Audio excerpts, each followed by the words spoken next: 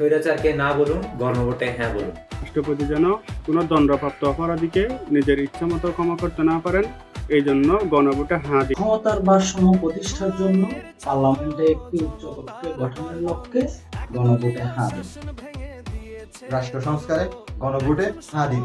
বাংলাদেশের দ্বিতীয় মুক্তিযুদ্ধ, জুলাই গণঅভ্যুত্থানের ২,০০০-এর অধিক শহীদ এবং ৩০,০০০-এর অধিক আহতের দায়বদ্ধতা নিশ্চিত করতে গণভোটে রাষ্ট্রভাষা বাংলার মর্যাদার পাশাপাশি অন্যান্য জাতিগোষ্ঠীর ভাষাকে সাংবিধানিকভাবে স্বীকৃতি দিতে গণভোটে হ্যাঁ দিন।